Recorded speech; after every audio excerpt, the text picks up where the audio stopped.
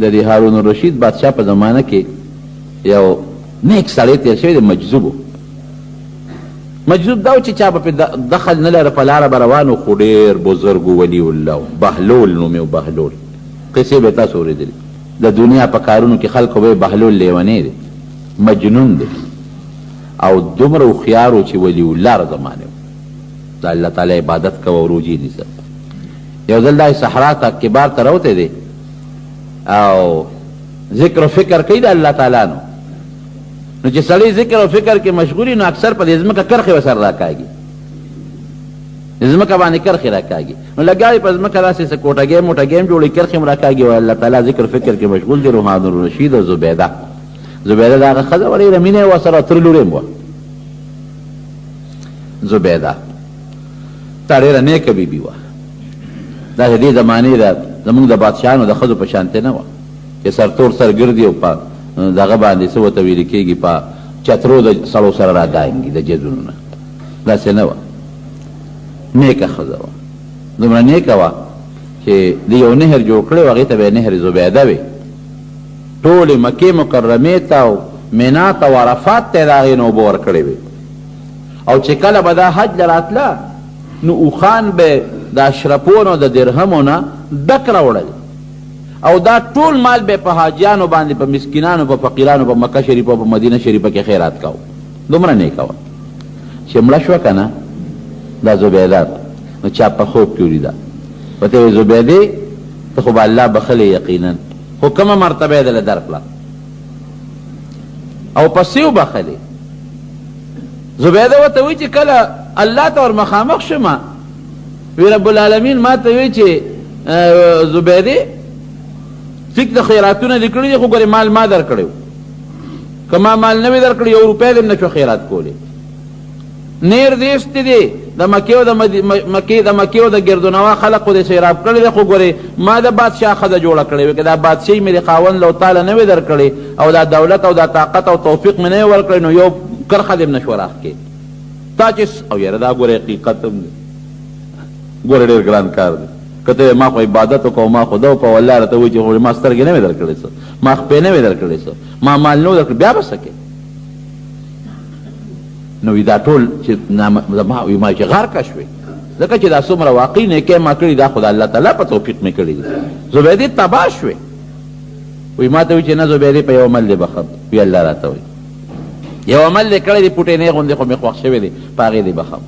وی غلی مو رپیږم د الله په دربار کې وی ما ته وی چې د ماښام وخت و یا یو ټیم و نو ته ډوډۍ ته ناسته وې نوړی دې راوچته کړه چې نوړی دې راوچته کړه نو لوپټه دې په سر نه وه سر نه دې لوپټه پرېوتې وه دې کې بانګي بانګ وی مؤذن الله اکبر نو وی چې هغه مؤذن بانګ ووی نو تا لوپټه په سر نه وه اکثر اوس هم که د ښځو ترې خیالي نو چې بانک شروع شي نو لوپټه زر په سر کي نو وي تا هغه نوړی راوچته کړې وه خولې ته کوله دی او دې کې مؤذن وي الله اکبر وي تا وی چې او دا سر مې ښکاره دی نو هغه نوړی دی واپس په هغه لوښي کې کېښوده او لاول دې لوپټه راواغېسته خپل سر دې پټ کړ نوړی دې کېښوده نو بیا دې هغه نوړی راوچته کړه زبیدې زما د نوم تعظیم او لویي دې کړې دا هغه نوړی دی د خولې نه واپس یې ښودې د دې خپل نوم په دې تعظیم دې بخم پټې لکه غوندې زما نوم لوی دی وکړل نو زبیده او هارون الرشید دواړه په لاره باندې روان دي دا بهلول اوس لګیا دی او سوچ کوي د الله تعالی ذکر او فکر او په نومونو کې او په دې قدرتونو کې ان فی خلق السماوات والارض واختلاف الليل والنهار لآیات لأولی الالباب د شپې چې به نبي علیه السلام پاسې د ستورو ته به یې کتل د اسمان ته او د الله د قدرتونو ته او د الله لوی ذات به یې معلومه کرښې راکاږي نو دې کې پې هارون الرشید راغی ورته وایي چې بهلول څه کې وی جنت کې کور جوړوم او د هغه دا مطلب نو چې دا د جنت کور دی دا جوړو مطلب دا چې د الله تعالی ذکر کوم الله ته متوجه یم الله به رضا شنو زبیده ورته وی خرڅی خو یې نه مجذوبو نو دا خو مالدار خلک واسې به هم پې خیرات کو وی ولې نه خرڅوم وی په څو خرڅی وی په یو اشرپی خرڅوم وی ها والا اشرپی اشرپی والا هغه زبیدې ورکړه او روان شو چې روان شو لاړل د شپې کور ته لاړل شپه شوه هارون الرشید وی چې اوس خوب وینمه نو یو ډیر ناشنا محل دی خوب کې اوسینم داسې محل دی چې هغه محل زه یم چې خدای داسې ناشنا محل او د جنت محل کې دا به د چی وی چې ورنږدې شوم په هغې د زبیدې نوم لیکلی و زما د ښځې نوم مې پرې لیکلی چې دا زبیدې محل دی وی خوشحاله شوم چې دا د ښځې خو مې په جنت کې ښایسته محل دی وی هغه سړي ته مې وی چې دا د چا دی وی چې دا ستا د بیبي دی زبیدې وی ما ورته وی چې ما ته دروازه کولاو که چې زه وردن نشم که نه وی چې نه د اجازت نشته وی چې زما د ښځې محل دی وی ګوره هغه د دنیا خبرې دي دنیا کې خاوند د ښځې محل ته او ښځه د خاوند کور ته ځي راځي د جنت به دار چا خپل محلي وی چې زما وی چې ستا پکې نشته دا خو د ښځې محل دی راویښ شو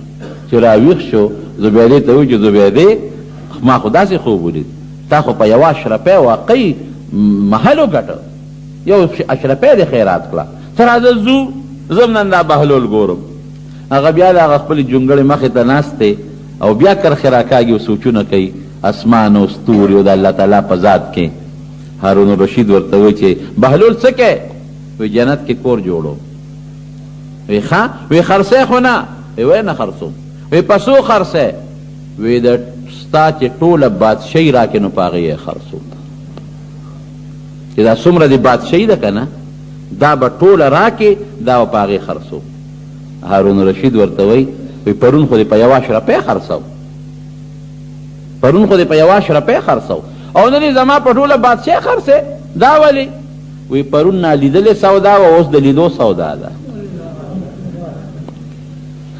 نالیدلې خو چې چا شی نه لیدی او په هر سوالي او چې دې ولید خو خوښ دی چې خو بیا به زما په قیمت اخلي ګوره دا ورته هغه الهام وشوړه ته یعنې د هارون الرشید د خوب نه بهلول څه خبر و چې د شپې خوب لیدی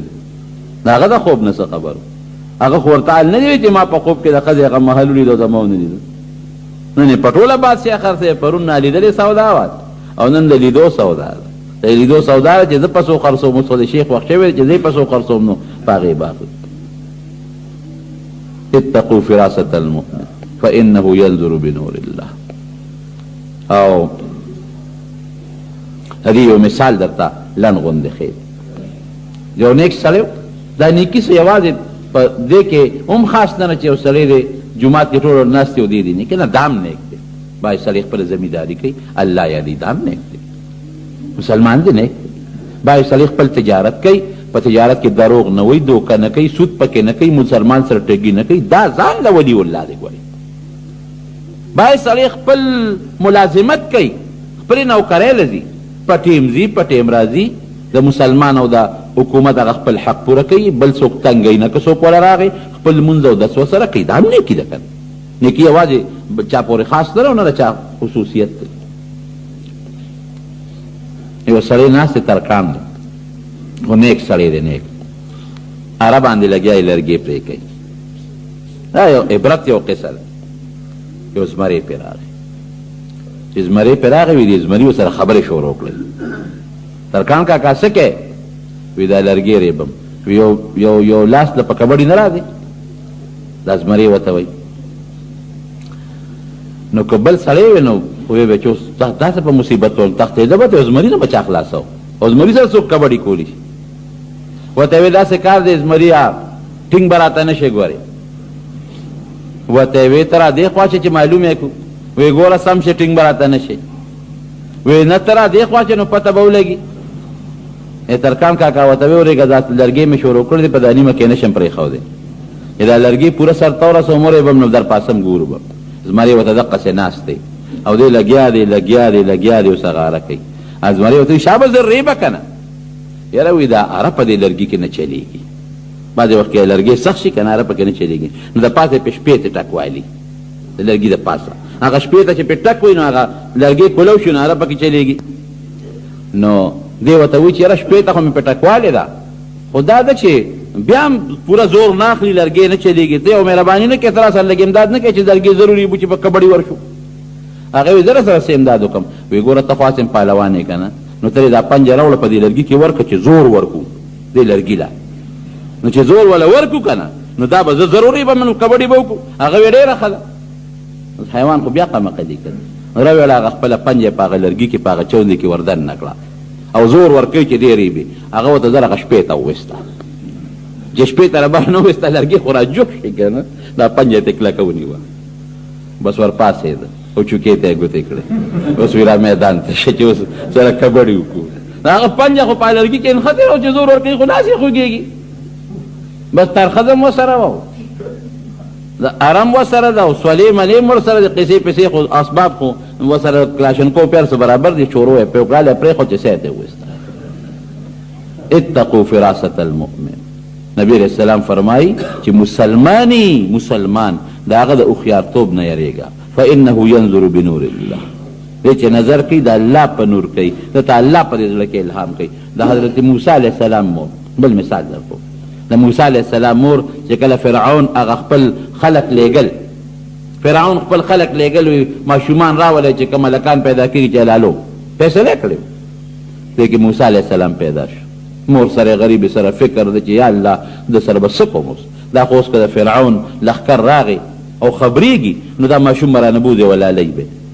نو روایاتو کې راځي چې دا چا ورته الوی فرعون ته چې پلانکي بني اسرائیلو پلانکي کور کې ماشوم پیدا شوی دی چې څنګه هغه دغه راغلله هغه کاردار نو دې تنور بل کړی و اور یې پکې بلو الله ولا بالکل دماغ له سلب کړل لکه انسان لیونی نشي د موسی علیه السلام د مور ماشوم یې راواخېست په تنور کې وغورځو موسی علیه السلام یې تنور کې وغورځو اورونه کې لکه ښځه چې لیونی شي نو لیونیان خو په ځان نه پوهېږي هغې راله لوی ماشوم دا ها کوي او غږ هم نه کوي نو زه خدای ته عقل اغشتی دی یو کوټه ګوري بله کوټه ګوري بل ځای ګوري اوس په تنور د چا خیال لري چې ماشوم به لا تنور کې پروت دی لاړل بار ته ووتل تاسو راته ظالمانو دروغ وی ماشوم خو نشته چې بار ته وتل د دې عقل بیا الله واپس کړ چې واپس یې کړې چې ګوري ماشوم مې څه کو هغه تنور کې غورځولی دی ورمنډه یې کړې موسی علیه السلام یې تنور نه راواغې چې الله تعالی په هغه اور ګلې ګلزار کړی و لکه څرنګه چې په ابراهیم علیه السلام الله اور ګلې ګلزار هغې ته بیا چا الوی چې هغه ماشوم خو دا چل ورکره کور کې دی قرآن حکیم کې الله تعالی فرمایي چې ما د موسی و اوحینا الی ام موسی د موسی علیه السلام مور ته ما وحی وکړه نو ښځې ته خو وحی نه کېږي پیغمبره خو نه ده الله وله ړکې دا واچول ړکې چې ته یو صندوق جوړ کړه ماشوم پکې بند صندوق یې جوړ کړه ماشوم یې پکې بند کړه او یې دریاب کې وغورځوه صندوق یې دریاب کې وغورځو عقلمن انسان دا کوي سوال نه پیدا کېږي دا چې پوره د هغه یقین نی دا چېرته کوي د خپله لاسه ماشوم رالم او بکس کې اچوم او دریاب کې غورځوم دا خو چې د الله پوره رابطه ورسره نی او د الله په ذات پوره یقین نی د الله په خبرو پوره یقین نی دا کار څوک نشي کولی دا خو لکه د فرعون رانه یو پتن لګي یو بیسې وکړه به یو نسي وکړه حلال به کېږي نه وکړي او خو وړي حلالي زما د سترګو نه پناه به حلالي او دا خو په خپل لاس اخلي او په صندوق کې اچوي او دریاب کې غورځوي لیکن پروردګار څه چل کوي و ماشوم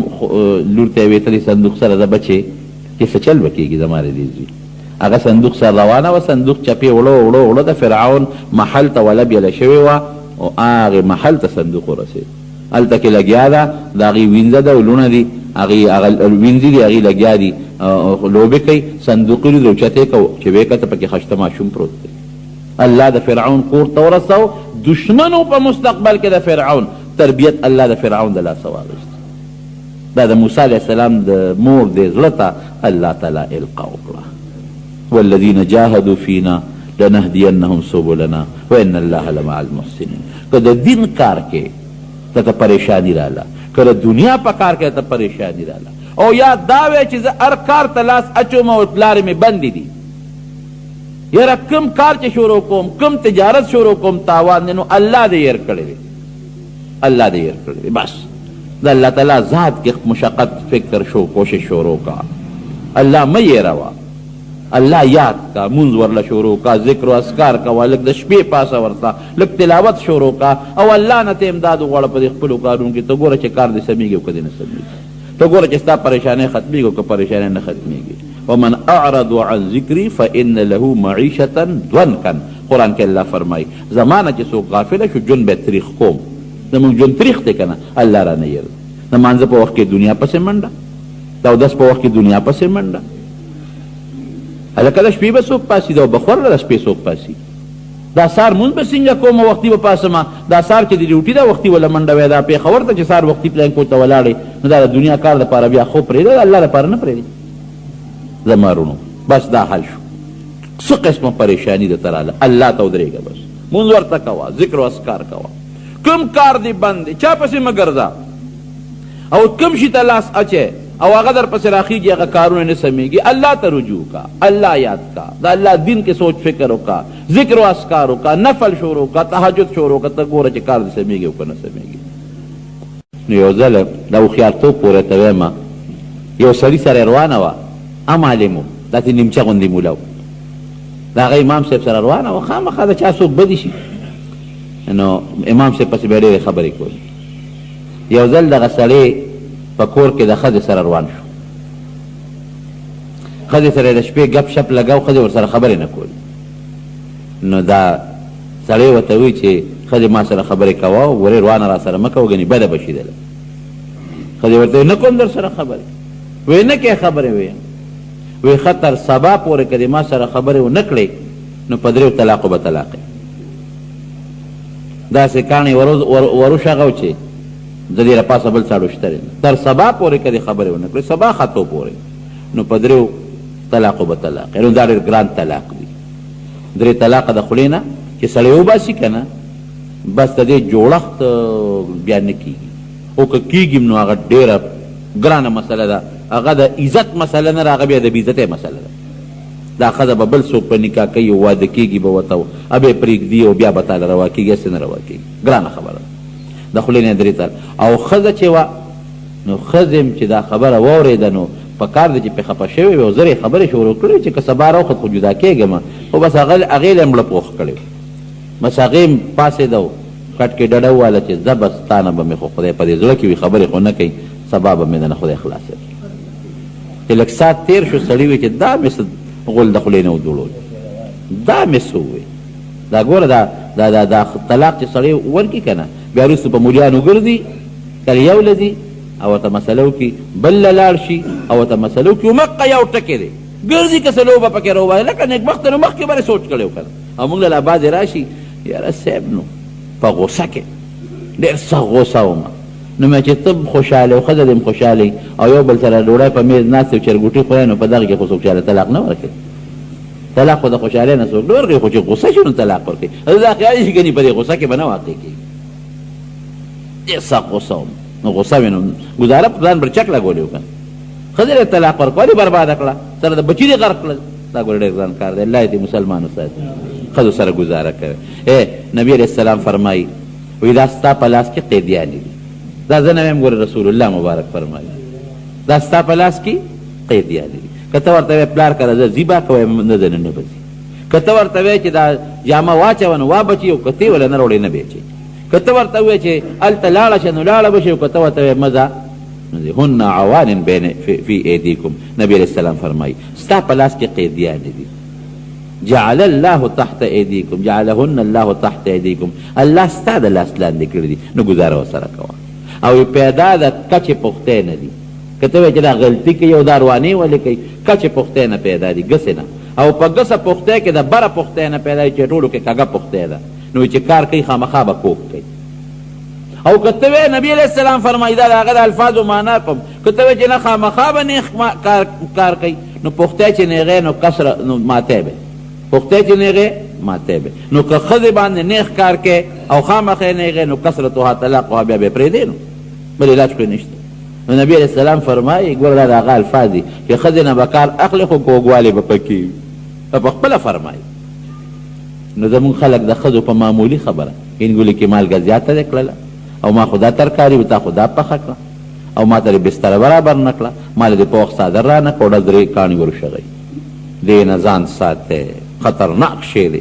او ستا نوم هم پې بدېږي ګوره دې انسان ته یو سړي ته که طلاقي وي نو وجنې دی دا سړي نه خو طلاقي جوړ شو که نه بهر کیف نو خولې نه خبره وختله نه ښځې ته کېناسته ورته ویې ښځې شا به خبرې شروع کوه ګوره سبا به راوخېږي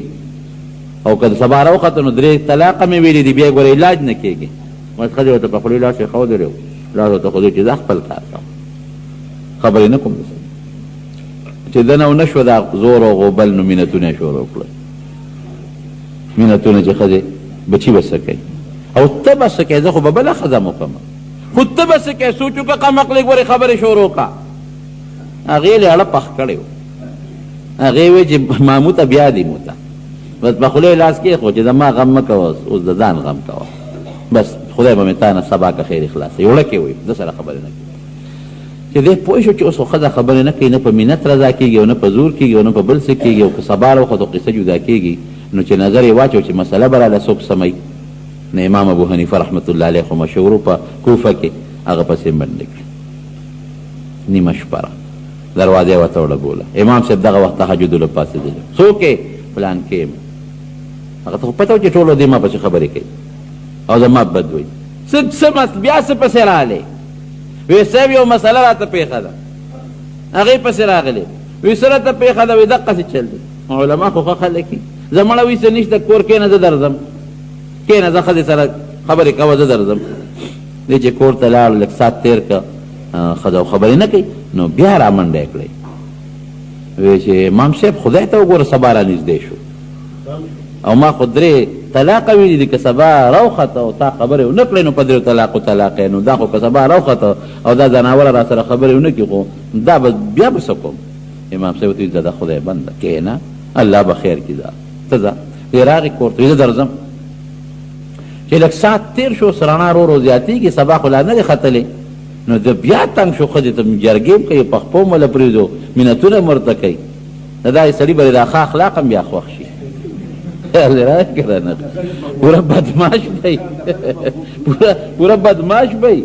خو چې گیر شو که نه نو بیا داسې د ښه خوی خاوند ته جوړ شي که نه بیا ملا ته هم مینتونه کوي جرګې کوي بیا ښځو له هم پخپو پرېږدو هر څه کوي د بد سړي وي د ښه خوی به که نه هغه ښځه ورسره خبرې نه کوي حاجي صاحب خوند نه کوي چې خبرې ورسره نه کوي دی بیا تنګ شو امام صاحب پسې امام صاحب د خدای خاطر کې دغه سبا دغه پنځه له شل منټه نیمه ګنټه پاتې ده او راشه ګنې قصه مې خلاصېږي او که ته راسه نه کوې نو مې پوه کړه امام صاحب یې ښځه چې توب نه ځان ساته دا مو چې دا قمقل دی ټیک ته که دنیا سره تعلق نی نو قمقل به په دنیا کې خو دین کې به هوښیاري او که دنیا سره تعلق و بیا به ګورې په دنیا کې هوښیاري اتقوا فراست المؤمن امام صاحب ورته وایي ځه هغه پوه چې دا خو واقعي ښځه خو ناقص العقل او ناقص الدین د عقل هم کم دی او دین هم کم دی نو ښځه خو دې وخت کې په جذباتو کې ده او که ښځې خبرې ونه کړلې او جدا شوه نو واقعي د ښځې لپاره مصیبتي سبب یې بل څوک په نکاح اخلي یا به نه اخلي سړي لپاره مصیبت شو بله ښځه پیدا کېږي که نه په ګناه کې به مبتلا شي او دا یتیمانان دا ماشومان به څه کوي دا بیا لوی غم چې دښمني جوړه شي په طلاقو کې له دوو خاندارونو بیا اکثر سبا ته داسې نیمه ګنټه شل منټه پاتې دی امام صاحب ورته وایي ځه ته ښځې سره کښېنه خبرې ورسره کوه هغه یې کور ته ولېږه امام صاحب جومات ته راغی او په جومات کې بانګ شروع کړ الله اکبر الله اکبر امام صاحب په خپله بانګ ووایي خو چې بانګ یې شروع کړ د ښځې خو یقین راغی چې سبا خو راوخت ځکه بانګ خواله ویلې کېږي چې سبا راوخېږي سړي ته یې وایي اقه دې خدای دنه خلاصه کړمه سبا راوخت امام صاحب ول اواز ورکوي نیمه ګنټه پاتې ده سبا نه مخکې دې خبرې وکړې نیمه ګنټه شل منټه ټیم پاتې دی ما خو د بانک مخکې ووایي سبا نه مخکې دې خبرې وکړې تا خو چې سبا نه مخکې خبرې ونه کړي نو طلاق یا مخکې تا خبرې وکړې دا ګوره هوښیارتوب دی کیاست او هوښیارتوب خیال دی راغی نو مسلمان له الله تعالی په زړه کې دا هوښیارتوب او دا کیاست او دا دانایي دا الله تعالی چولي او دا دغه چې دی دا او دته الله القا کې الهام ورته په زړه کې الله چې الله تعالی ورته په زړه کې دا یو الهام ور واچوي چې داسې کوه دا ورته الله چې والذین جاهدوا فینا لنهدینهم سبلنا الله ورته په دې زړه کې لارې ښیي چې داسې کوه داسې کوه داسې کوه رب العالمین ورته نظام برابروي